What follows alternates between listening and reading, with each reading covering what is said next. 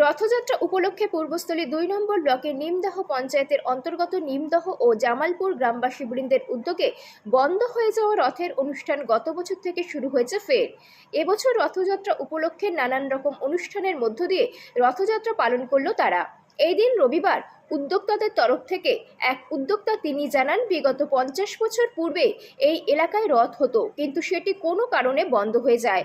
এরপর গত বছর থেকে ফের নিমদাহ এবং জামালপুর গ্রামবাসীবৃন্দের উদ্যোগে ফের রথযাত্রার অনুষ্ঠান শুরু হয়েছে। এবছর রবিবার জামালপুর মন্দির পর্যন্ত প্রথমে রথ যাবে, পরবর্তী সময় সেখান থেকে রথ নিমদাহ কালীবাড়ি পর্যন্ত পৌঁছবে।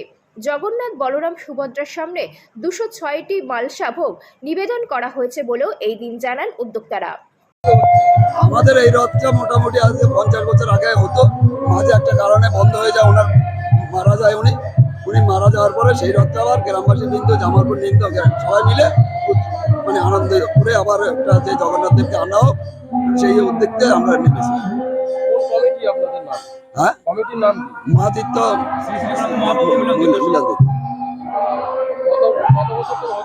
এটা গেল ২৩ সাল, ২০২৩ সাল থেকে গেল বছর। আজকে কি হচ্ছে রথ?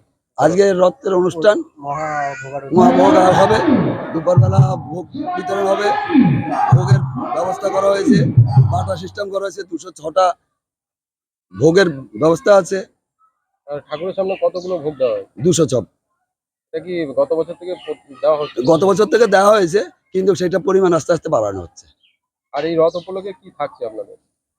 আমাদের রথ উপলক্ষে বলতে হরিনাম হচ্ছে 10টা থেকে, তারপরে 4টে পর্যন্ত, 4টে সাড়ে 4টে পর্যন্ত হরিনামটা চলবে।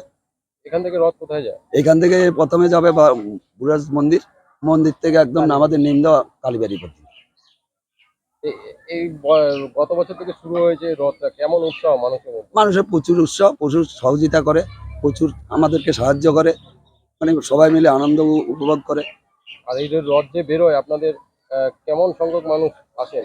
প্রচুর লোক, গেল বছর প্রচুর লোক হয়েছে, নতুন করা হয়েছিল, গেল বছর নতুন করা হয়েছিল হিসাবে প্রচুর লোক।